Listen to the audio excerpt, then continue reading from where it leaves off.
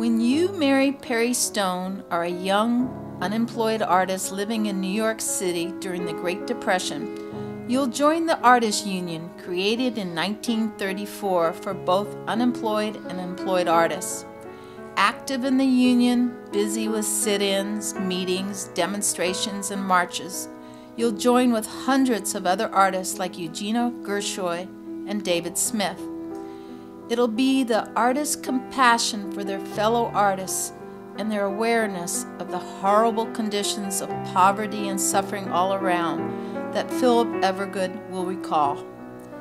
Poor and living in squalor conditions yourself, it's in May of 1937 when you're finally hired as a sculptor and teacher on the New York City Federal Arts Project, a section of the WPA. The project saves you, for as Philip Gaston remembers, it kept me alive and working. It was my education.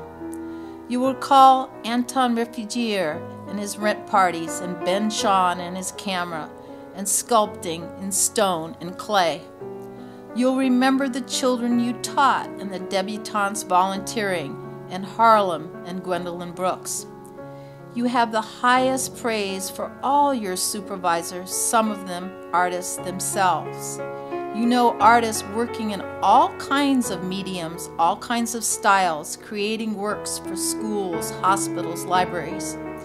You recall a respect among the artists, more abstract, less abstract, social realist, non-social realist. That didn't bother us. We'd talk about art, talk about life, said Harry Sternberg. There's influences from Europe, influences from Mexico, and influences from the artists with you. There's Stuart Davis separating his art from his politics. There's Hugo Gellert saying there's no separation between his work and his politics. There's your art, sculpting and painting what you want to say about your world and the injustices home and abroad. There's the years of the war, years in working in shipyards, then years once again poor. You'll paint the homeless, the workers, and the mothers and children, the murder of Emmett Till.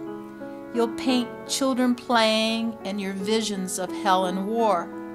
You'll draw card players, cows, peacocks, and do sketches of Nina Simone. You'll share Elizabeth Old's belief as an artist. We choose all sides of life, searching for the vital and significant. You'll see Goya's work at the Prado, for it's inspired you all your life. In your 80s and 90s, you'll still be expressing your hatred of capitalism as a system. You'll paint murals expressing great wealth equals poverty and exploitation. You'll never admire the wealthy who ignore the sufferings of the sick, poor, and dispossessed. You'll know you'll never be mainstream, but that doesn't bother you. You'll hope someday there's another federal arts project along with the WPA. And finally, in your 90s, you'll express sadness for all the artists who had to be commercial, saying, I have been lucky to have been able to paint what I wanted.